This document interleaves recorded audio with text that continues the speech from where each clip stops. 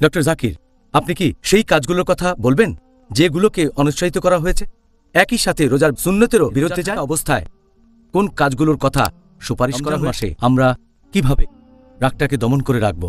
লোকজন এই রমজান মাসে রোজা রাখে, এই সময় তারা রাগ দেখায়।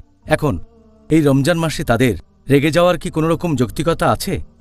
অনেকেই এই সময় অজুহাত দেখিয়ে বলে যে আমরা রোজা আছি, সেজন্য আমরা তো রেগে যেতে রমজান মাসে। আপনি কি এই রমজান মাসের উমরা সম্পর্কে কোনো রকম উপদেশ, এখানে অন্যান্য কাজগুলির কথা বলবেন যেগুলোকে রমজান মাসে অনুৎসাহিত করা হয়? আমাদের অনুষ্ঠানে স্বাগতম। Ramzan a date with doctor Zakir. আমি আপনাদের হোস্ট ইউসুফ চেম্বার্স। আর আজকে আমাদের এই পর্বের আলোচনার টপিক রোজার সময় যেসব কাজ সুপারিশ আর অনুৎসাহিত করা হয়েছে। ডক্টর জাকির, আসসালামু আলাইকুম। ওয়ালাইকুম আসসালাম রহমতুল্লাহ বারাকাতুহু। কেমন আছেন আপনি? আলহামদুলিল্লাহ, আল্লাহ বারিক ফি। আলহামদুলিল্লাহ, মাশাআল্লাহ, আলহামদুলিল্লাহ। আজকের টপিক এটা বেশ গুরুত্বপূর্ণ বিষয়। সত্যি বলতে আমাদের অনুষ্ঠানের 32টা টপিক, ইনশাআল্লাহ এর সবগুলোই খুব গুরুত্বপূর্ণ হবে ইনশাআল্লাহ। তাহলে ডক্টর জাকির, আপনাকে প্রশ্ন করা শুরু করি। প্রথমেই আপনি কি আমাদের দর্শকদের বলবেন যে রোজা থাকা অবস্থায় কোন কাজগুলোর কথা সুপারিশ করা হয়েছে? আলহামদুলিল্লাহ, ওয়াসসালাতু ওয়াসসালাম আলা রাসূলিল্লাহ ওয়া আলা আলিহি ওয়া সাহবিহি আজমাইন, আম্মা বাদ। আউযু বিল্লাহি মিনাশ শাইতানির রাজীম। বিসমিল্লাহির রহমানির রহিম। রব্বি ইশরাহ লি সাদরি ওয়া ইয়াসসির লি আমরি ওয়াহলুল উকদাতাম মিন লিসানি ইয়াফকাহু কাওলি। সাধারণত যে কাজগুলো অন্য সময়েও সুপারিশ করা হয়েছে, রমজান মাসেও সেগুলো সুপারিশ করা হয়েছে, তবে সেগুলো বাদে যে কাজে রোজা ভাঙে। কিছু কিছু কাজ সুপারিশ করেছেন আমাদের প্রিয় নবী, বিশেষ করে রমজান মাসে, আর কিছু কাজ রমজান মাসে বেশি করে করতে বলেছেন। এরকম অনেক কাজই আছে, আমি যতগুলো পারি এখানে বলছি। প্রথমটা হচ্ছে সাহরি করা। সাহরিকে আমরা অবহেলা করব না। দ্বিতীয়টা হচ্ছে যতটা দেরিতে সম্ভব সাহরি করা, ভোর হওয়ার ঠিক আগ মুহূর্তে। তৃতীয় হচ্ছে যত তাড়াতাড়ি সম্ভব ইফতার করে ফেলা, সূর্যাস্তের ঠিক পরপরই করে ফেলা। চতুর্থ হচ্ছে ইফতারের সময় পানি আর খেজুর খাওয়া। পঞ্চম হচ্ছে ইফতার করার পরে কিছু নির্দিষ্ট দোয়া পড়া।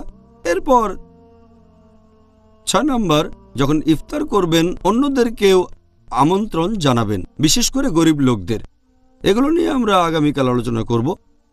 নবী আরও কিছু কাজের কথা বলেছেন আমাদের। 1 নম্বর, আমরা রমজান মাসে যতটা সম্ভব ভালো কাজ করার চেষ্টা করব। 2 নম্বর, রমজান মাসে বেশি করে পরোপকার করব। 3 নম্বর, যদি কেউ আপনাকে উস্কানি দেয় আপনি রেগে যাবেন না, তখন বলবেন আমি রোজা আছি, রোজা আছি। 4 নম্বর, আমরা মেসওয়াক করব, অর্থাৎ দাঁতন। 5 নম্বর, যদি সম্ভব হয় আমরা রমজান মাসে উমরা করব। 6 নম্বর, যতদূর সম্ভব ধর্ম সম্পর্কে জ্ঞান অর্জন করব, অনুবাদ সহ পবিত্র কোরআন পড়ব, সহিহ হাদিস পড়ব, ইসলামিক বই পড়ব। 7 নম্বর হচ্ছে যতটা পারি ইসলামিক অনুষ্ঠানে অংশগ্রহণ করব, লেকচার, সেমিনার, যাতে ইসলাম সম্পর্কে জানতে পারি।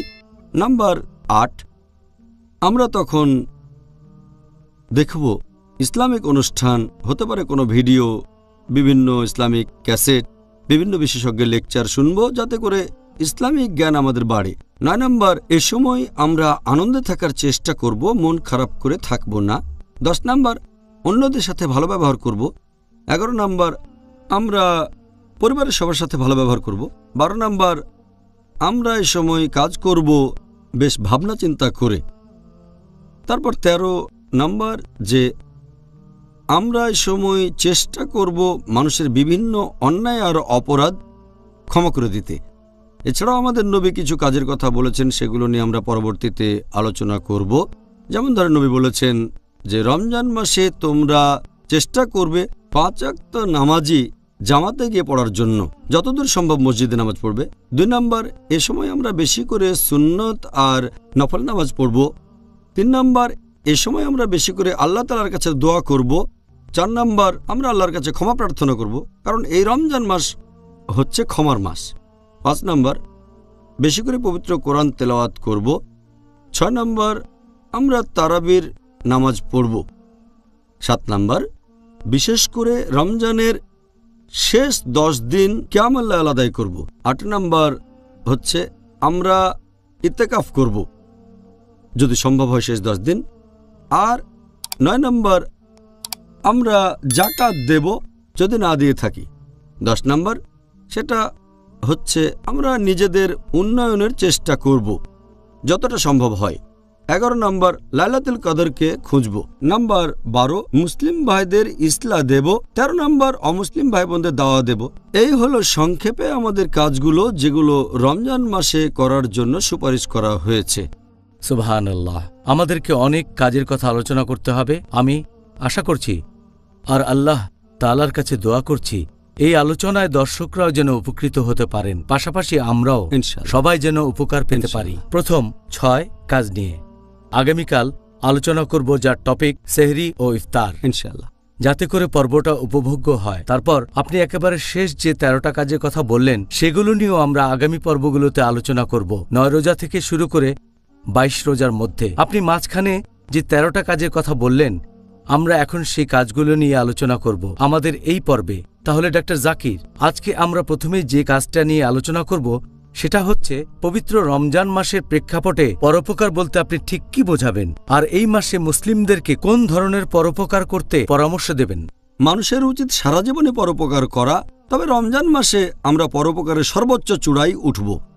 আর একজন মানুষ বিভিন্ন উপায়ে পরোপকারী হতে পারে। যেমন ধরেন, পরোপকারের কথা বললে মানুষ ভাবে যে মানুষকে টাকা দিয়ে সাহায্য করতে হবে, তবে এটা পরোপকার করার মতো একমাত্র কাজ না। এটা হলো পরোপকারের একটা অংশ, মানুষকে টাকা দিয়ে সাহায্য করা। পরোপকারের অন্য একটা উপায় হচ্ছে যদি জ্ঞান বিতরণ করেন, যদি কাউকে সঠিক পথে পরিচালিত করেন, তাহলে সেটাও এক ধরনের পরোপকার। জ্ঞান দিয়ে সাহায্য করতে পারেন। এছাড়াও আপনি পরোপকার করতে পারেন শারীরিক শক্তি দিয়ে সাহায্য করে, কোনো কাজ করে দিলেন অথবা কিছু তুলে দিলেন, এই কাজটাও পরোপকার। যে কাজটা ভালো সেটাই আসলে পরোপকার। যেমন ধরেন, আপনি একটা চাকরি করছেন আর সেখানে একটা ভালো অবস্থানে আছেন, হয়তো কাউকে সাহায্য করতে পারেন, তার চাহিদাগুলো পূরণ করতে পারেন, এই কাজটাও এক ধরনের পরোপকার। তাহলে এই সব কাজই পরোপকারের মধ্যে পড়ে। আর আমাদের নবী মুহাম্মদ সাল্লাল্লাহু আলাইহি সাল্লামের একটা হাদিস বলছে, এটার উল্লেখ আছে সহিহ বুখারীতে, খণ্ড নম্বর 1, এটা আছে বুক অফ রেভেলেশনে, হাদিস নম্বর 5। এখানে বলা হয়েছে যে মুহাম্মদ সাল্লাল্লাহু আলাইহি সাল্লাম তিনি হলেন পৃথিবীর মধ্যে সবচেয়ে পরোপকারী। আর এই পবিত্র রমজান মাসে পরোপকারের সর্বোচ্চ চূড়ায় থাকবেন তিনি। ফেরেশতা জিবরাইল আলাইহিস সালাম রমজান মাসে নবীর কাছে আসতেন, তাকে কোরআন পড়ে শোনাতেন।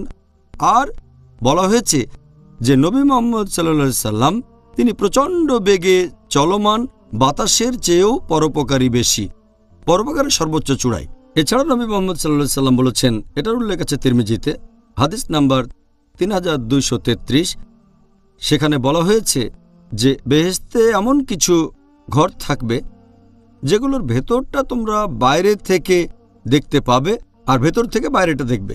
এই ঘরগুলো তৈরি করা হবে তাদের জন্য যারা পরোপকারী, যারা গরিবদের সাহায্য করে, যারা রোজা রাখে নিয়মিতভাবে আর রাতের বেলায় নামাজ পড়ে।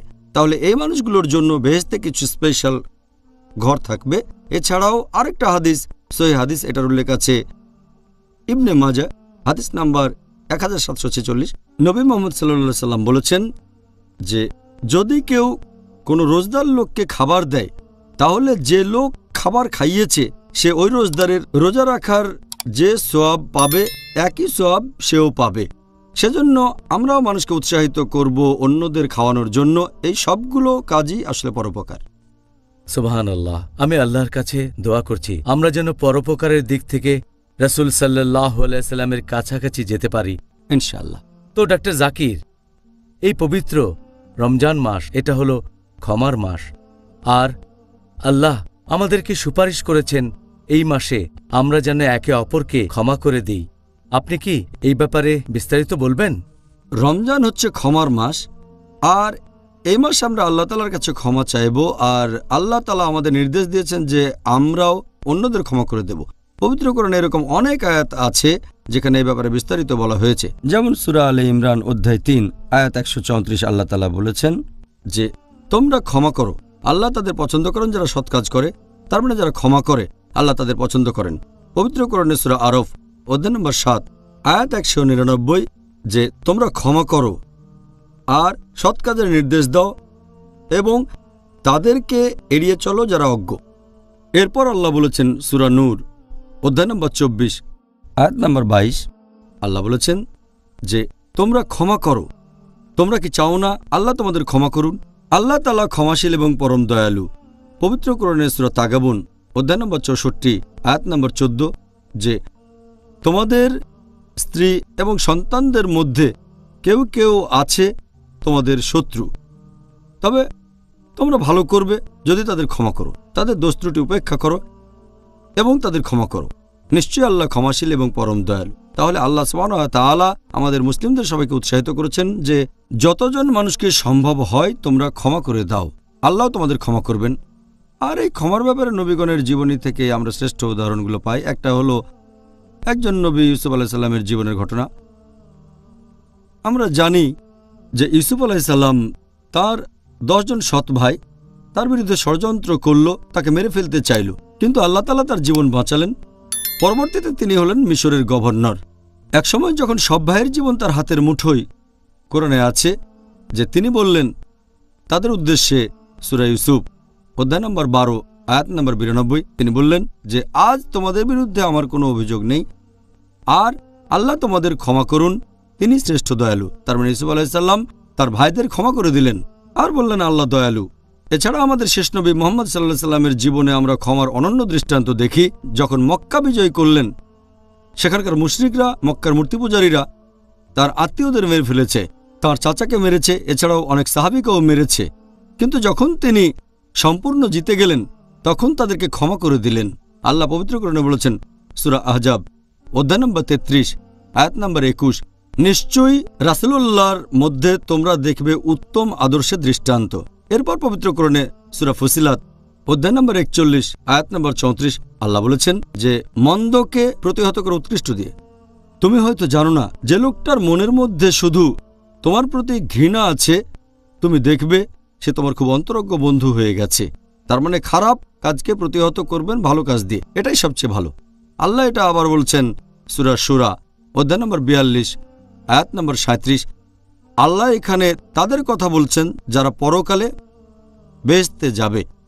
তারা হলো সেই লোকগুলো যারা অশ্লীল কাজ পরিহার করে আর পরিহার করে গুরুতর পাপ, এবং রেগে গেলে তারা ক্ষমা করে দেয়। তাহলে পবিত্র কোরআনের বিভিন্ন আয়াতের মাধ্যমে আল্লাহ তাআলা মানুষ জাতিকে নির্দেশ দিচ্ছেন যে তোমরা অন্যদের ক্ষমা করে দেবে। জাযাকাল্লাহ খায়ের।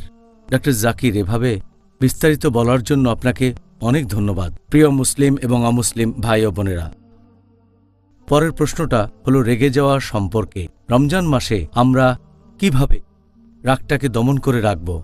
লোকজন এই রমজান মাসে রোজা রাখে, এই সময় তারা রাগ দেখায়। এখন এই রমজান মাসে তাদের রেগে যাওয়ার কি কোনো রকম যৌক্তিকতা আছে?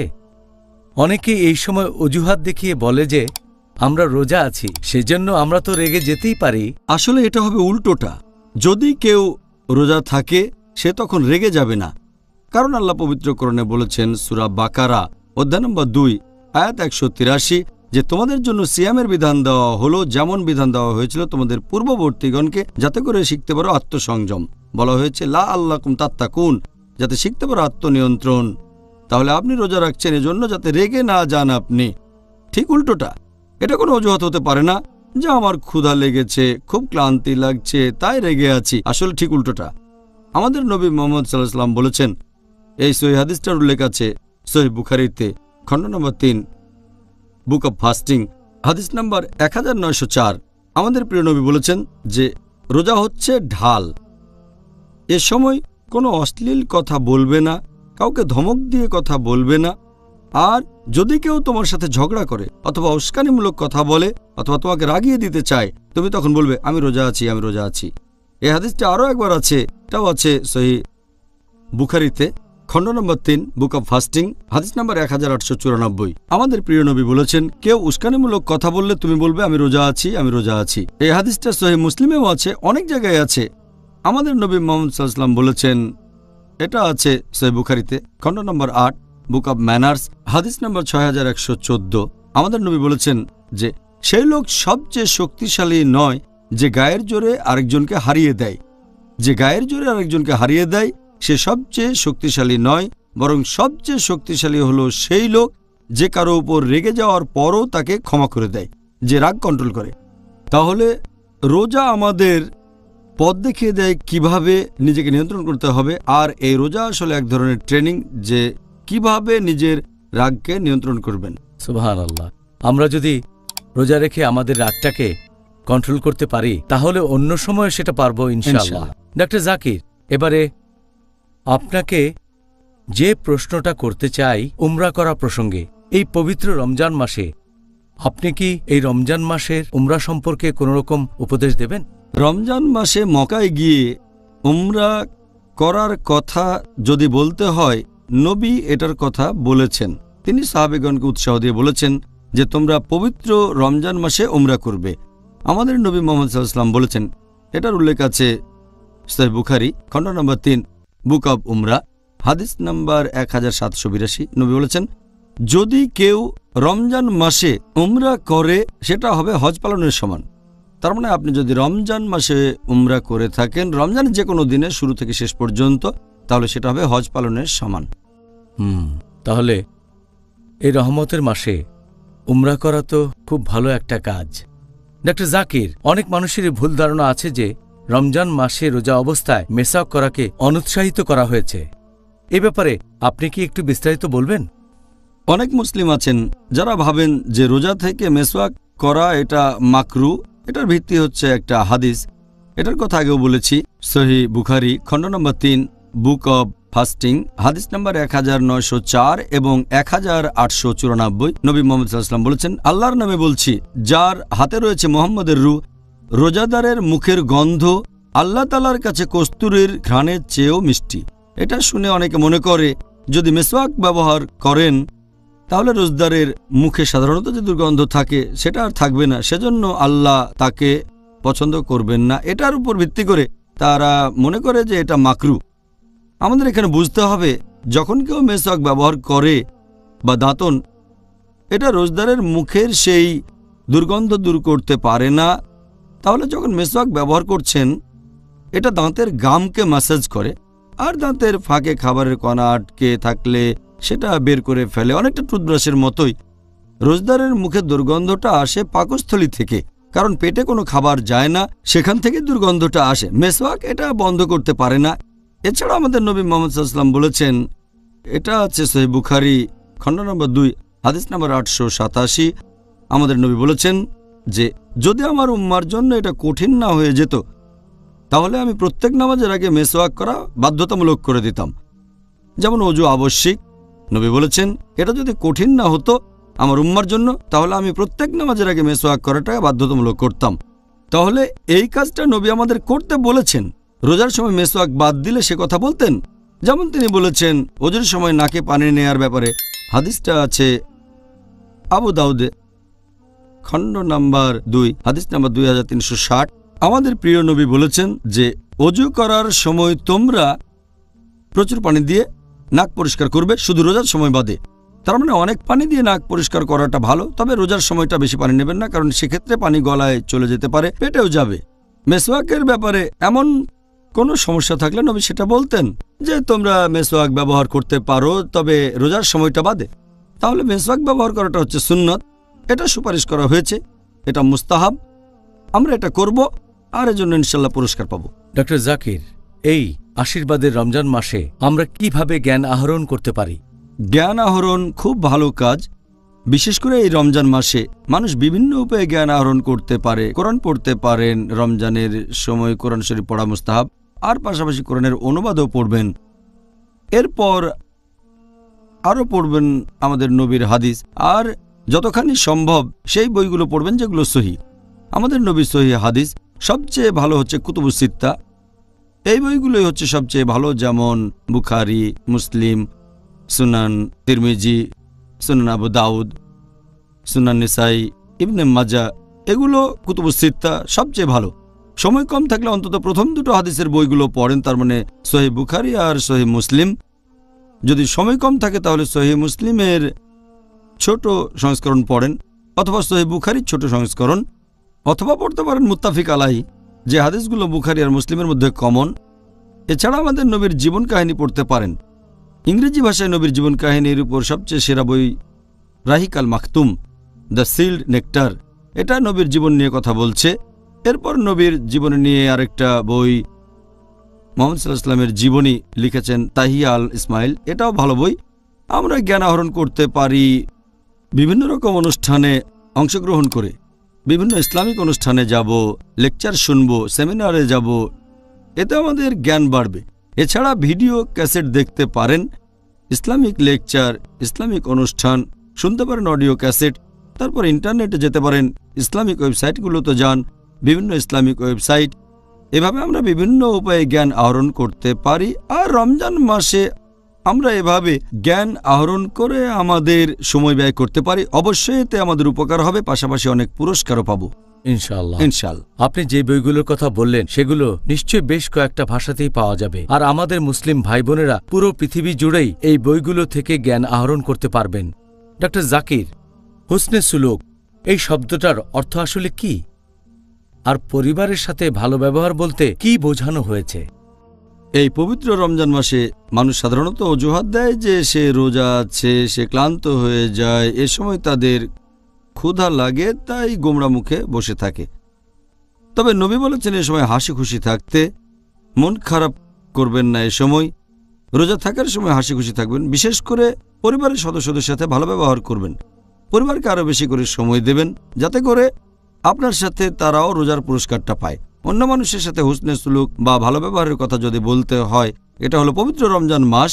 এ মাসে মানুষের সাথে বেশি ভালো ব্যবহার করবেন, প্রতিবেশীর সাথে, বন্ধুদের সাথে, আত্মীয় স্বজনের সাথে ভালো কাজ করবেন, সবাইকে সাহায্য করবেন, সবাই মিলেমিশে আনন্দে থাকবেন। আর এটা ছাড়াও আমরা আরও করব তাফাক্কুর, রমজান মাসের প্ল্যান করে রাখব যাতে সর্বোচ্চ পুরস্কারটা পেতে পারি। আল্লাহর কাছে দোয়া করি আমরা যেন সবার সাথে ভালো ব্যবহার করতে পারি, আর যেন সবসময় নবী মুহাম্মদ সাল্লাল্লাহু আলাইহি সাল্লামকে অনুসরণ করে চলতে পারি, বিশেষ করে এই আশীর্বাদের পবিত্র রমজান মাসে। এবারে আমরা অন্য আরেকটা বিষয় নিয়ে আলোচনা করব, যে কাজগুলো অনুৎসাহিত করা হয়েছে। আপনি কি সংক্ষেপে এই কাজগুলো সম্পর্কে বলবেন? রোজা অবস্থায় যে কাজগুলো করতে আমাদেরকে অনুৎসাহিত করা হয়েছে এই পবিত্র রমজান মাসে। রোজার সময় যে কাজগুলোকে অনুৎসাহিত করা হয়েছে সেগুলোকে তিনটা ভাগে ভাগ করা যায়। প্রথমটা হচ্ছে সেই কাজগুলো যেগুলো রোজার বিভিন্ন সুন্নতের বিরুদ্ধে যায়। দ্বিতীয়টা রোজায় যে কাজগুলোকে অনুৎসাহিত করা হয়েছে আর যেগুলো বছরের অন্য সময়ও নিষিদ্ধ। তৃতীয়টা হচ্ছে রোজার সময় অন্যান্য যে কাজগুলোকে অনুৎসাহিত করা হয়। ডক্টর জাকির, আপনি কি সেই কাজগুলোর কথা বলবেন যেগুলোকে অনুৎসাহিত করা হয়েছে, একই সাথে রোজার সুন্নতেরও বিরুদ্ধে যায়? যে কাজগুলো নবীর সুন্নতের বিরুদ্ধে যায়, আমি আগে কিছু সুপারিশ করা কাজের কথা বলেছি, এটা তার বিপরীত। যেমন 1 নাম্বার, আমরা শব্দ করে নিয়ত করব না। রোজা থাকার সময় নিয়তটা আমরা শব্দ করে বলবো না। 2 নাম্বার হচ্ছে আমরা অতিরিক্ত খাওয়া দাওয়া কখনোই করব না, ইফতারের সময় বা রাতের বেলায়। 3 নাম্বার, আমরা রেগে যাব না। 4 নাম্বার পয়েন্ট হচ্ছে লোকজন তারাবি পড়ে খুব তাড়াতাড়ি করে, একটু ধীরে পড়তে হবে। এরপর পয়েন্ট নাম্বার 5 হচ্ছে ইতিকাফের সময় আমরা গল্প গুজব করব না। এবার আমাদের সেই কাজগুলো সম্পর্কে বলেন যেগুলো রমজান বাদে অন্য সময়েও নিষিদ্ধ। এখন আমরা সেইগুলো সম্পর্কে জানতে চাই। যে কাজগুলো এমনিতেও নিষিদ্ধ আর বিশেষ করে রমজান মাসের সময়ও কাজগুলো নিষিদ্ধ, সেগুলোর মধ্যে আড়ালে নিন্দা করা, কুৎসারটানো 1 নাম্বার, এটা খুব বড় গুনাহ। 2 নাম্বার হচ্ছে মিথ্যে কথা বলা। 3 নাম্বার হচ্ছে কাউকে গালমন্দ করা। 4 নাম্বার অশ্লীল কথা বলা। 5 নাম্বার হচ্ছে অহেতুক ঘুরে বেড়ানো আর আড্ডা দেয়া। 6 নাম্বার হচ্ছে মিথ্যে কাজ। নাম্বার 7 হচ্ছে শোনা কোনো অনইসলামিক গান আর মিউজিক। 8 নাম্বার হচ্ছে টেলিভিশনে অনইসলামিক বিভিন্ন অনুষ্ঠান দেখা, সিনেমা দেখা। 9 নাম্বার হচ্ছে অনইসলামিক ম্যাগাজিন পড়া আর অনইসলামিক বই পড়া। 10 নাম্বার হচ্ছে অনইসলামিক ওয়েবসাইটগুলোতে যাওয়া। 11 নাম্বার হচ্ছে খাবার নষ্ট করা। আর 12 নাম্বার হচ্ছে অহেতুক বেশি খরচ করা, অপব্যয় করা। ডক্টর জাকির, এই রমজান মাসে যে রোজা রেখেও জিহ্বাকে সংযত রাখে না, তার উদ্দেশ্যে আপনি কি বলবেন? জিহ্বাকে সংযত রাখতে হবে, কারণ অনেক সময় আমরা দেখি যে জিহ্বার কারণে মানুষের যতটা ক্ষতি হয় অন্য কোনো অঙ্গ প্রত্যঙ্গ অতটা পারে না। এই জিভের ব্যাপারে আমাদের সাবধান থাকতে হবে। আমাদের নবী মুহাম্মদ সাল্লাল্লাহু সাল্লাম বলেছেন, এ প্রসঙ্গে অনেক হাদিস, সহিহ হাদিস আছে। এটার উল্লেখ আছে মুসান্নাফ ইবনে আবি শাইবা, খণ্ড নম্বর 5, বুক অব ম্যানার্স, হাদিস নাম্বার 26,490। ইবনে মাসুদ রাদিয়াল্লাহু আনহু তিনি বলেছেন যে আল্লাহর কসম, দারুণভাবে সংযত জিহ্বার চেয়ে কাম্য বন্ধু আর কিছুই নেই। একই কথা বলা হয়েছে পরের হাদিসে, মুসান্নাফ ইবনে আবি শাইবা, খণ্ড নম্বর 5, বুক অব ম্যানার্স, হাদিস নাম্বার 26,491। হযরত আবু বকর রাদিয়াল্লাহু আনহু নিজের জিহ্বা ধরে বললেন যে এই জিনিসটাই আমাকে আজকের অবস্থানে নিয়ে এসেছে। তার মানে তিনি জিহ্বার ব্যাপারে সাবধান ছিলেন, সেজন্যই উঁচু অবস্থানে গেছেন। আর পবিত্র কোরআনেও বেশ কিছু আয়াত আছে। আল্লাহ বলেছেন সূরা কাফ, অধ্যায় নম্বর 50, আয়াত নম্বর 18, মানুষ যে কথাই উচ্চারণ করুক তার জন্য তৎপর প্রহরী তার কাছেই আছে। তার মানে আপনি যে কথাই বলেন না কেন, ফেরেশতাগণ সেটা লিখে রাখেন। এরপর বলা হয়েছে পবিত্র কোরআনে সূরা ইসরা, অধ্যায় নম্বর 17, আয়াত নম্বর 53, আল্লাহ বলেছেন, আমার বান্দাদের বলো তারা সেই কথাগুলোই বলবে যা সবচেয়ে ভালো, আর শয়তান অনেক সময় আমার বান্দাদের মধ্যে বিভেদ সৃষ্টি করে, উস্কানি দেয়। শয়তান হচ্ছে তোমাদের জন্য প্রকাশ্য শত্রু। আল্লাহ আমাদের কোরআনের মাধ্যমে নির্দেশ দিয়েছেন জিহ্বা ব্যবহার করার সময় তোমরা সাবধান থাকবে। আমাদের প্রিয় নবী মুহাম্মদ সাল্লাল্লাহু আলাইহি সাল্লাম বলেছেন, এই হাদিসটা উল্লেখ করা হয়েছে সহিহ বুখারীতে, খণ্ড নাম্বার 8, হাদিস নাম্বার 6484। আমাদের নবী মুহাম্মদ সাল্লাল্লাহু আলাইহি সাল্লাম বলেছেন যে একজন মুসলিম আরেকজন মুসলিমকে তার হাত অথবা জিহ্বা দিয়ে আঘাত করবে না। মুসলিম হলো সেই লোক যে অন্য মুসলিমকে আঘাত করবে না হাত বা জিহ্বা দিয়ে। আমাদের নবী মুহাম্মদ সাল্লাল্লাহু আলাইহি সাল্লাম আরও বলেছেন, এটা উল্লেখ করা হয়েছে সহিহ বুখারীতে, খণ্ড নম্বর 8, হাদিস নাম্বার 6474।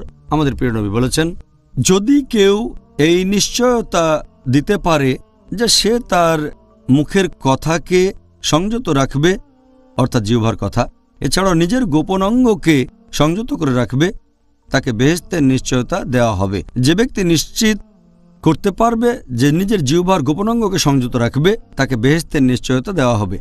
এরপর আমাদের নবী আরও বলেছেন, এটা হচ্ছে সহিহ বুখারীতে, খণ্ড নম্বর 8, হাদিস নাম্বার 6475। নবী বলেছেন যে লোক আল্লাহ এবং শেষ বিচারের দিনে বিশ্বাস করে সে হয় ভালো কথা বলবে অথবা চুপ করে থাকবে। তার মানে যখন মুখ খুলবেন ভালো কথা বলবেন অথবা চুপ থাকবেন। আর নবী আরও বলেছেন, এটা আছে সহিহ বুখারীর কয়েকটা হাদিসে, খণ্ড নম্বর 3, বুক অব ফাস্টিং, হাদিস নম্বর 1894 এবং 1904, যে রোজা হচ্ছে ঢাল। রোজা আমাদের পাপ থেকে রক্ষা করে আর আমাদের আত্মনিয়ন্ত্রণ শেখায়, আর সেজন্য আমরা জিহ্বাকে সংযত রাখবো, এটাই সবচেয়ে ভালো। ধন্যবাদ ডাক্তার জাকির। আর আমার মনে হয় এই কাজটা আমাদের সবসময় করা উচিত, শুধু রমজান মাসে নয়। এবারের প্রশ্নটাও গুরুত্বপূর্ণ, রোজা রেখে মিথ্যা বলা, মিথ্যা কাজ করা। আমি জানতে চাচ্ছি যে এই রমজান মাসে কেউ যদি রোজা রেখে এভাবে মিথ্যা কথা বলে তার ক্ষেত্রে কি হবে? যদি কেউ মিথ্যে কথা বলে বা মিথ্যে কাজ করে রমজান মাসে, আমাদের নবী মুহাম্মদ সাল্লাল্লাহু আলাইহি সাল্লাম বলেছেন, এটা আছে সহিহ বুখারীতে, খণ্ড নম্বর 3, বুক অব ফাস্টিং, হাদিস নম্বর 1903, যদি কেউ তার মিথ্যে কাজ আর মিথ্যে কথাগুলো বাদ না দিয়ে থাকে তাহলে তার পানাহার থেকে বিরত থাকাতে আল্লাহ সুবহানাহু ওয়া তাআলার কোনো প্রয়োজন নেই। যদি কেউ মিথ্যে কাজ করে আর অনবরত মিথ্যে কথা বলে যায়, তার পানাহার থেকে বিরত থাকায় আল্লাহর প্রয়োজন নেই। তার মানে এতে তার রোজাটা কিন্তু ভেঙে যাবে না। রোজা রেখে মিথ্যে বললে রোজা ভেঙে যাবে না, তবে রোজা রাখার যে পুরস্কার পাবেন সেটা কমে যাবে। যদি কোনো গুনাহ করে থাকেন, কোনো মিথ্যে বলেন, তাহলে তখন রোজা থাকার যে পুরস্কারটা পেতেন সেটা কমে যাবে, বাতিলও হয়ে যেতে পারে। আমাদের প্রিয় নবী মুহাম্মদ সাল্লাল্লাহু আলাইহি সাল্লাম আরও বলেছেন, এটার উল্লেখ আছে ইবনে মাজাহ, খণ্ড নম্বর 3, বুক অব ফাস্টিং, হাদিস নাম্বার 1690। অনেক মানুষ রোজা রাখে কিন্তু সেজন্য কোনো পুরস্কার পায় না। তারা রোজা অবস্থায় শুধু নিজেদের ক্ষুধা সংযত করে। তার মানে আপনি যদি রোজা রেখে মিথ্যে কথা বলেন, মিথ্যে কাজ করেন, তাহলে পুরস্কারটা পাবেন না। এখানে শুধু ক্ষুধাকে সংযত করছেন, খাবার খাননি, ডায়েটিং করেছেন। আসল যে উদ্দেশ্য নিজেকে নিয়ন্ত্রণ করা, সেটা করেননি। আল্লাহ আমাদের শক্তি দিন আর সাহায্য করুন, যাতে করে আমরা ভালো কাজ করতে পারি, ইহকাল আর পরকাল দুই জায়গাতে উপকৃত হতে পারি। পরের প্রশ্ন, এই পবিত্র রমজান মাসে পেছন থেকে নিন্দা করা আর কুৎসা রটানোর অপকারিতাগুলো কি কি হতে পারে? একটা বড় মাপের গুনাহ ইসলাম অনুযায়ী কুৎসা রটানো, পেছন থেকে নিন্দা করা। আল্লাহ পবিত্র কোরআনে বলেছেন সূরা হুমাজা অধ্যায় নম্বর 104 আয়াত নম্বর 1, ওয়াইলুল লিকুল্লি হুমাযাতিল লুমাযা। দুর্ভাগ্য তার যে পশ্চাতের সম্মুখে লোকের নিন্দা করে। সে দুর্ভাগা যে সামনে আর পেছনে মানুষের নিন্দা করে। আর আল্লাহ পবিত্র কোরআনে বলেছেন সূরা হুজুরাত অধ্যায় নম্বর 49 আয়াত নম্বর 12, অনুমান থেকে দূরে থাকো, কারণ অনুমান কোনো কোনো ক্ষেত্রে পাপ। আর তোমরা একে অন্যকে পেছন থেকে নিন্দা করো না। তোমরা কি তোমাদের মৃত ভাইয়ের মাংস খেতে চাইবে? এরপর আল্লাহরও বলেছেন যে তোমরা এটাকে ঘৃণ্য মনে করো।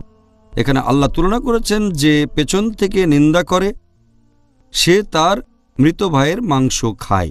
এখন ভাইয়ের মাংস খাওয়াই তো হারাম। এখানে আরো বলা হয়েছে মৃত ভাইয়ের মাংস। মৃত কারো মাংস খাওয়া হারাম, তাহলে পেছন থেকে নিন্দা করা 2 গুণ পাপ। শুধু ভাইয়ের মাংস খাওয়াই না, এটা মৃত ভাইয়ের মাংস খাওয়া, তাহলে এটা খুব বড় গুনাহ। আর আমাদের নবী মুহাম্মদ সাল্লাল্লাহু আলাইহি ওয়াসাল্লাম বলেছেন, এটার উল্লেখ আছে সহিহ মুসলিমে খণ্ড নম্বর 4 হাদিস নাম্বার 6265। এখানে নবী মুহাম্মদ সাল্লাল্লাহু আলাইহি ওয়াসাল্লাম বলেছেন সাহাবীগণকে, তোমরা কি জানো পেছন থেকে নিন্দা কি? তারা বললেন, আল্লাহর রাসূলই সবচেয়ে ভালো জানেন। তখন নবী মুহাম্মদ সাল্লাল্লাহু আলাইহি ওয়াসাল্লাম বললেন, যদি কোনো লোক অন্যজনের সম্পর্কে নিন্দা করে তার পেছন থেকে, যেটা সেই লোক হয়তো পছন্দ করবে না, এটাই পেছন থেকে নিন্দা করা। কারো পেছন থেকে তার সম্পর্কে বলছি যা সে পছন্দ করবে না, এটাই পেছন থেকে নিন্দা করা। সেখানে একজন সাহাবা প্রশ্ন করলেন যে, হে রাসূল, যদি পেছন থেকে বলা কথাটা সত্যি হয়, যার নিন্দা করা হচ্ছে তার যদি সেই দোষটা থাকে? নবী তখন বললেন, যদি তোমার কথা সত্যি হয় যে নিন্দা সত্যি, তাহলে এটা পেছন থেকে নিন্দা করা, তা না হলে হবে মিথ্যে অপবাদ। তাহলে পেছন থেকে নিন্দা খুব বড় গুনাহ। আরেকটা সহিহ হাদিস, এটা আছে সুনান আবু দাউদ খণ্ড নম্বর 3 বুক অব ম্যানার্স হাদিস নাম্বার 4857। হযরত আয়েশা রাদিয়াল্লাহু আনহা, আমাদের নবীর স্ত্রী, নবীর কাছে সাফিয়ার কথা বলছেন। বলতে গিয়ে তিনি বললেন যে সে আকারে ছোটখাটো। নবীর সাথে সাথে বললেন, তুমি যে কথাগুলো বললে, এই শব্দগুলো সাগরের পানিতে মিশলে সাগরের পানি নষ্ট হয়ে যেত।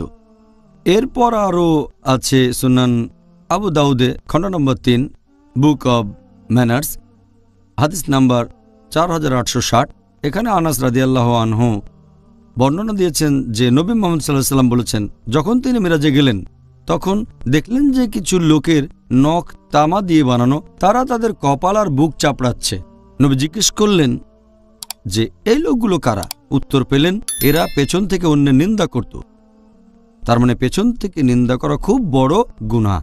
আর এই গুনাহ থেকে সবাইকে আমাদের সংযত থাকতে হবে। আমাদের অনেকে এটা না জেনে করে থাকে, তারা বুঝতে পারে না যে এটা খুব বড় গুনাহ, এটা থেকে বিরত থাকতে হবে। আর নবী আরও বলেছেন, এটার উল্লেখ আছে সহিহ বুখারীতে খণ্ড নম্বর 8 বুক অব ম্যানার্স হাদিস নাম্বার 6056, যে নিন্দা করে সে বেহেশতে যেতে পারবে না। এই হাদিসগুলো থেকে জানলাম আমরা সাবধান থাকবো, জিহ্বাকে সংযত রাখবো, বিশেষ করে পেছন থেকে নিন্দা আর কুৎসা রটানো থেকে। জাযাকাল্লাহ, আল্লাহ আমাদের সাহায্য করুন যাতে করে আমরা ভালো কাজ করতে পারি। ডক্টর জাকির, রোজার সময় যে কাজগুলো করতে অনুৎসাহিত করা হয়েছে সেগুলো এখনো আলোচনা করিনি। আপনি কি এখানে অন্যান্য কাজগুলির কথা বলবেন যেগুলোকে রমজান মাসে অনুৎসাহিত করা হয়েছে? রমজান মাসে অন্যান্য যে কাজগুলোকে অনুৎসাহিত করা হয়েছে সেগুলো হচ্ছে, অনেক মানুষ সারাদিন ধরে ঘুমায় কারণ সারা রাত জেগেছিল, শুধু নামাজ পড়ার সময়টায় ওঠে আবার ঘুমায়। রাতকে দিন আর দিনকে রাত বানিয়ে ফেলে। রোজা রাখার উদ্দেশ্য তো সেটা না। 2 নাম্বার, অনেক মানুষ অলস বসে থাকে, দিনের বেলায় কাজ করতে চায় না। 3 নাম্বার, রোজা রেখে অনেক লোকজন দিনের বেলায় সময় কাটাতে চায় খেলাধুলা করে, বিনোদনের মধ্যে। এই সময়টাতে এমন সব কাজ করবেন যেগুলো আমাদের নবীর সুন্নত। 4 নাম্বার, অনেকেই ইফতার পার্টি দেয় মানুষকে দেখানোর জন্য, আল্লাহ সুবহানাহু ওয়া তাআলার সন্তুষ্টির জন্য না। 5 নাম্বার, অনেকের বাসায় মহিলাদের বিভিন্ন রকম খাবার দাবার রান্না করতে বলে থাকে তারা সাহরি আর ইফতারের জন্য। এতে করে রমজানের সময়টায় বাসার মহিলারা তাদের বেশিরভাগ সময় কাটায় রান্নাঘরে বসে। সময় কাটানো উচিত ছিল আল্লাহ সুবহানাহু ওয়া তাআলার ইবাদত করে। নাম্বার 6, যে ভুলটা মানুষ করে থাকে সেটা হচ্ছে এ সময় তারা বাড়িঘর মেরামত করার কাজেই ব্যস্ত থাকে। রমজান মাসে তো আপনি ব্যস্ত থাকবেন আল্লাহ সুবহানাহু ওয়া তাআলার ইবাদত করে। 7 নাম্বার যে কাজ সেটা হচ্ছে অনেক লোক সারা রাত জেগে থাকে আর আল্লাহ সুবহানাহু ওয়া তাআলার ইবাদত না করে তারা বিভিন্ন আনপ্রোডাক্টিভ কাজে ব্যস্ত থাকে। 8 নাম্বার হচ্ছে যে অনেক মানুষজন তারাবির নামাজ পড়ার পর গল্প গুজবে মেতে ওঠে, এটাও ঠিক না। এরপর 9 নাম্বার, অনেক মানুষজন এই সময় ব্যস্ত থাকে কেনাকাটা নিয়ে। তারা কি করে? সারা রাত ধরে কেনাকাটায় ব্যস্ত থাকে। 10 নাম্বার হচ্ছে যে তারা সারা রাত ধরে খাওয়া নিয়েই ব্যস্ত থাকে। 11 নাম্বার, অনেকেই রাতের বেলায় গল্প গুজব করে বেড়ায়, বাইরে ঘুরে বেড়ায়, আল্লাহ সুবহানাহু ওয়া তাআলার ইবাদত করে না। এরপর 12 নাম্বারটা হচ্ছে অনেকেই রমজান মাসের শেষ 10 দিনে অন্য সব কাজ বাদ দিয়ে ঈদের প্রস্তুতি নিতে থাকে, আল্লাহ সুবহানাহু ওয়া তাআলার ইবাদত করে না। এই কাজগুলোকে অনুৎসাহিত করা হয়েছে। আল্লাহ যেন আমাদের সামর্থ্য দেন যাতে করে আমরা এই পবিত্র রমজান মাসের সময়টাকে ভালোভাবে কাজে লাগাতে পারি। ডক্টর জাকির, এই আশীর্বাদের মাস রমজানে ধর্মীয় জ্ঞান, তার মানে ইসলামিক জ্ঞান অর্জন করার উপরে এত গুরুত্ব দেওয়া হয়েছে কেন? জ্ঞান আহরণের কথা যদি বলতে হয়, পবিত্র কোরআনে আল্লাহ মানুষের জন্য প্রথম যে নির্দেশটা দিয়েছেন সেটা নামাজ পড়া না, রোজা রাখা না, হজ পালন করা না, সেটা হচ্ছে ইকরা। আল্লাহ পবিত্র কোরআনে বলেছেন সূরা ইকরা বা সূরা আলাক, অধ্যায় নম্বর 96, আয়াত নম্বর 1, ইকরা বিসমি রাব্বিকাল্লাযী খালাক, খালাকাল ইনসানা মিন আলাক। আয়াত 1 ও 2 এর মানে পড়ো, পাঠ করো তোমার প্রভুর নামে যিনি সৃষ্টি করেছেন, যিনি মানুষকে সৃষ্টি করেছেন জোকের মতো ঝুলে থাকা বস্তু থেকে। তাহলে পবিত্র কোরআনে মানুষ জাতিকে সবার প্রথমে যে নির্দেশটা দেওয়া হয়েছে সেটা হচ্ছে পড়ো। এখানে শুধু পড়ার কথাই বলা হয়নি, বলা হয়েছে যে পড়ো তোমার প্রতিপালকের নামে। তার মানে পড়া গুরুত্বপূর্ণ, জ্ঞান আহরণ করা গুরুত্বপূর্ণ, তবে আল্লাহ সুবহানাহু ওয়া তাআলার জ্ঞান অর্জন করা, দিন সম্পর্কে জানা, সেটাও সবচেয়ে গুরুত্বপূর্ণ। আর আল্লাহ পবিত্র কোরআনে বলেছেন সূরা মুজাদ্দিলা, অধ্যায় নম্বর 58, আয়াত নম্বর 11, বলা হয়েছে আল্লাহ সুবহানাহু ওয়া তাআলা সেই সব মানুষকে মর্যাদায় উন্নীত করবেন যারা ঈমান এনেছে এবং জ্ঞান আহরণ করেছে। পবিত্র কোরআনে সূরা বাকারা অধ্যায় নম্বর 2, আয়াত নম্বর 269, যে আল্লাহ সুবহানাহু ওয়া তাআলা যাকে ইচ্ছা হিকমত প্রদান করেন এবং যাকে হিকমত প্রদান করে থাকেন তাকে অনেক কল্যাণও তিনি দান করে থাকেন, এবং শুধু বোধসম্পন্নরাই শিক্ষা গ্রহণ করে। আমাদের প্রিয় নবী মুহাম্মদ সাল্লাল্লাহু আলাইহি ওয়াসাল্লাম তিনিও বলেছেন, উল্লেখ আছে সহিহ বুখারীতে খণ্ড নম্বর 1, হাদিস নম্বর 71, আমাদের নবী বলেছেন যে আল্লাহ সুবহানাহু ওয়া তাআলা যাদেরকে অনুগ্রহ করতে চান তাদেরকে তিনি ধর্মীয় জ্ঞানে এগিয়ে দেন, মানে তাদেরকে ধর্মীয় জ্ঞান দান করেন। তাহলে আল্লাহ যাদের সাহায্য করতে চান তাদেরকে তিনি ধর্ম সম্পর্কে জ্ঞান দান করে থাকেন। আমাদের নবী মুহাম্মদ সাল্লাল্লাহু আলাইহি ওয়াসাল্লাম বলেছেন, এটা আছে সহিহ মুসলিমে খণ্ড নম্বর 3, হাদিস নাম্বার 4005, আমাদের প্রিয় নবী বলেছেন যে যখন কোনো মানুষ মারা যায়, সে মারা গেলে তার সব কাজ শেষ হয়ে যায় শুধু 3টা কাজ বাদে। কেউ মারা গেলে তার সব ভালো কাজই শেষ হয়ে যায় শুধু 3টা কাজ বাদে। যে মানুষ অন্য মানুষকে কিছু দান করেছে, যে মানুষ জ্ঞান দান করেছে অন্য মানুষকে, আর যে মানুষের ধার্মিক সন্তানেরা আল্লাহর কাছে তার জন্য দোয়া করে। তার মানে কেউ মারা গেলে তার সব ভালো কাজ শেষ হয়ে যায় 3টা বাদে। যদি কেউ দাতব্য প্রতিষ্ঠান চালু করে, সাদকায়ে জারিয়া, যেখানে মানুষজনকে বিভিন্ন রকম সাহায্য সহযোগিতা দেওয়া হয় নিয়মিতভাবে, এটাই সাদকায়ে জারিয়া। তারপর সে যদি অন্য কাউকে কিছু শিখিয়ে থাকে আর সেই লোক যদি জ্ঞানটা শিখে নিয়ে তার নিজের কাজে লাগায়, ধর্মের কাজে, মানুষের সাহায্যের কাজে, এটাও টিকে থাকবে। আর শেষটা হচ্ছে ধার্মিক সন্তান যারা মৃত বাবা মার জন্য দোয়া করে। সেজন্য জ্ঞান খুবই গুরুত্বপূর্ণ। আর আল্লাহ পবিত্র কোরআনে বলেছেন সূরা নাহাল অধ্যায় নম্বর 16 আয়াত নম্বর 43 আর সূরা আম্বিয়া অধ্যায় নম্বর 21 আয়াত নম্বর 7। ফাসআলু আহলে যিকরি ইন কুনতুম লা তা'লামুন। যদি তোমরা না জানো তাহলে এ ব্যাপারে জ্ঞানীদেরকে জিজ্ঞেস করো। আল্লাহ বলেছেন জ্ঞানীদেরকে জিজ্ঞেস করো। সেজন্য যে মানুষটার জ্ঞান আছে তার অবস্থানটাও অনেক উপরে।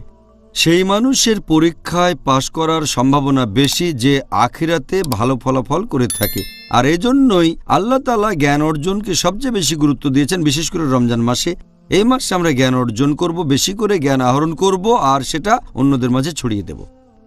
আজকের অনুষ্ঠানের শেষ প্রশ্ন, সেটা হচ্ছে মিউজিক নিয়ে। অনেক মুসলিমই মনে করে যে ইসলামে মিউজিকের অনুমতি আছে। এখন আপনি কি বলবেন যে নবী মুহাম্মদ সাল্লাল্লাহু আলাইহি সাল্লাম কি মিউজিকের বিরুদ্ধে কিছু বলেছেন? মিউজিকের কথা যদি বলতে হয়, এ ব্যাপারে বিশেষজ্ঞদের মতভেদ আছে যে মিউজিক অথবা গানের অনুমতি আছে কিনা। আর পবিত্র কোরআনে কোনো আয়াত সরাসরি মিউজিককে নিষেধ করেনি, তবে কিছু নির্দেশ আছে। আল্লাহ পবিত্র কোরআনে বলেছেন, সূরা লুকমান অধ্যায় নম্বর 31 আয়াত নম্বর 6 বলা হয়েছে যে মানুষদের মধ্যে কেউ কেউ অজ্ঞতাবশত আল্লাহর পথ থেকে বিচ্যুত করার জন্য অসার বাক্য ক্রয় করে আর এভাবে মানুষকে দূরে নিয়ে যায় আল্লাহ সুবহানাহু ওয়া তাআলার পথ থেকে। তারা আল্লাহ প্রদর্শিত পথ নিয়ে ঠাট্টা বিদ্রূপ করে। এদের জন্য রয়েছে খুবই অবমাননাকর শাস্তি। পবিত্র কোরআনের তাফসীর পড়লে আপনারা দেখতে পাবেন এই যে অসার বাক্য, জ্ঞান বহির্ভূত অর্থ ছাড়া, এটা বোঝাচ্ছে অনইসলামিক গান আর বিভিন্ন বাদ্যযন্ত্রের কথা। তাফসীর পড়লে এটা পাবেন। আর নবী মিউজিককে নিষেধ করেছেন এরকম অনেক সহিহ হাদিস আছে। যদি আমাদের নবী মুহাম্মদ সাল্লাল্লাহু আলাইহি ওয়াসাল্লামের হাদিসগুলো পড়ে দেখেন তাহলে এই ব্যাপারে কোনো রকম সন্দেহই থাকবে না। আমাদের নবী মুহাম্মদ সাল্লাল্লাহু আলাইহি ওয়াসাল্লাম বলেছেন, এটার উল্লেখ আছে সহিহ বুখারীতে খণ্ড নম্বর 7 হাদিস নাম্বার 5590। আমাদের নবী বলেছেন যে আমার উম্মতদের মধ্যে এমন অনেকেই থাকবে যারা জেনায় লিপ্ত থাকবে। তার মানে ব্যভিচার, অবৈধ যৌনাচার, অনেকে রেশমের কাপড় পরবে, মাদকদ্রব্য সেবন করবে এবং বাদ্যযন্ত্র বাজাবে আর ভাববে এগুলো বৈধ। আমার উম্মতদের মধ্যে কিছু লোক তারা এমন কিছু করবে যেগুলো অবৈধ, যেমন ব্যভিচার, অবৈধ যৌনাচার, রেশমের কাপড় পরা, মাদকদ্রব্য নেয়া এবং বাদ্যযন্ত্র বাজাবে আর ভাববে এগুলো বৈধ। এই হাদিস বলছে তারা কিছু কাজকে বৈধ মনে করবে। আমরা জানি যে মাদকদ্রব্য হারাম, আমরা ভালো করেই জানি যে ব্যভিচার করা হারাম। যেহেতু এখানে মিউজিকের কথা কিছু নিষিদ্ধ জিনিসের সাথে উল্লেখ করা হয়েছে, এখানে বাদ্যযন্ত্রের কথাও বলা হয়েছে, এটাই নির্দেশ করে যে নবী এটাকেও নিষেধ করেছেন। তবে কিছু লোক বলে এটা বৈধ। আর এখনকার দিনে কিছু বিশেষজ্ঞ আছেন যারা বলেন যে ইসলাম ধর্মে বাদ্যযন্ত্র ব্যবহারের অনুমতি দেওয়া হয়েছে। তবে এই হাদিসটা পরিষ্কার বলছে যে বাদ্যযন্ত্র জিনিসটাই হচ্ছে হারাম। আরও কিছু সহিহ হাদিস আছে যেখানে কিছু বাদ্যযন্ত্রের ব্যাপারে অনুমতি দেওয়া হয়েছে, বিশেষ করে ধপ, তার মানে তাম্বুরি। আমাদের নবী মুহাম্মদ সাল্লাল্লাহু আলাইহি ওয়াসাল্লামের হাদিস পড়লে দেখবেন সহিহ বুখারী খণ্ড নম্বর 5 হাদিস নম্বর 4001। এখানে বলা হয়েছে যে মুহাম্মদ সাল্লাল্লাহু আলাইহি ওয়াসাল্লাম একদিন বিয়ে করার পরে বাইরে এসে কথা বলছিলেন সাহাবীগণের সাথে। তখন ছোট ছোট দুটো মেয়ে বাজাচ্ছিল এই ধপ, তার মানে তাম্বুরি, আর তারা গানে গানে সাহাবীগণের প্রশংসা করছে কিভাবে অমুকের বাবা জিহাদ করেছেন। এরপর তারা নবীর প্রশংসা করতে লাগলো। নবী বললেন, আমার প্রশংসা করো না, আগে জায়গায় ছিলে তাই গাও। তার মানে নবী সাল্লাল্লাহু আলাইহি সাল্লাম তাদের এই তাম্বুরি বা ধপ বাজাতে নিষেধ করেননি। এছাড়াও আরেকটা হাদিস আছে সহিহ বুখারীতে খণ্ড নম্বর 2 হাদিস নাম্বার 987 যে আমাদের নবী একদিন শুয়েছিলেন। এই হাদিসের বর্ণনা দিয়েছেন হযরত আয়েশা রাদিয়াল্লাহু আনহা। তিনি বলেছেন যে দুটো ছোট মেয়ে তাম্বুরি বাজাচ্ছিল আর গান গাচ্ছিল। তখন হযরত আবু বকর রাদিয়াল্লাহু আনহু, হযরত আয়েশা রাদিয়াল্লাহু আনহার বাবা, তিনি সেখানে এসে তাদের বললেন, বন্ধ করো। মুহাম্মদ সাল্লাল্লাহু আলাইহি ওয়াসাল্লাম তখন ঘরে শুয়েছিলেন। তিনি আবু বকর রাদিয়াল্লাহু আনহুকে বললেন, গান গাক ওরা, আজকের দিনটা তো ঈদের দিন, ওরা গান গাক। এছাড়া আরেকটা হাদিস আছে তিরমিজিতে হাদিস নাম্বার 3690। সেখানে আমাদের নবী সাল্লাল্লাহু আলাইহি ওয়াসাল্লাম বলেছেন যে একবার এক লোক নবীর কাছে এসে তাকে বলল, আমি আল্লাহ সুবহানাহু ওয়া তাআলার নামে শপথ করছি, যদি আপনি জিতে ফিরে আসেন তাহলে আমি গান গাইব, ধপ বাজাবো। আমি তখন তাম্বুরি বাজাবো। নবী বললেন, যদি শপথ করে থাকো তাহলে করবে, যদি শপথ না করে থাকো তাহলে করবে না। এই হাদিসটাও আমাদের বলছে বিভিন্ন ধরনের বাদ্যযন্ত্র আসলে হারাম, শুধুমাত্র ধপ তার মানে তাম্বুরি বাদে নবী কখনো কখনো এটার অনুমতি দিয়েছেন। ডক্টর জাকির, আজকের অনুষ্ঠানের শেষ প্রশ্নটার উত্তর দেওয়ার জন্য আপনাকে ধন্যবাদ। আশা করি অনুষ্ঠানটা দর্শকদের জন্য উপকারী, সবাই নতুন কিছু জানতে পেরেছেন। আজকে আমাদের টপিক ছিল রোজার সময় যেগুলো সুপারিশ আর যেগুলো অনুৎসাহিত করা হয়েছে। আপনাকে অনেক ধন্যবাদ ডক্টর জাকির, জাযাকাল্লাহ খাইরান। ওয়াইয়াকুম।